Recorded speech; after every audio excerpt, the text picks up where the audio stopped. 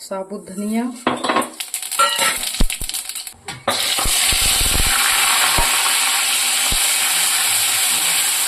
हल्दी,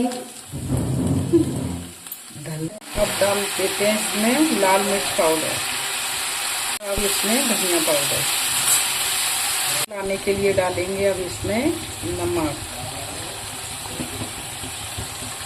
अब ये गया इसमें गरम मसाला।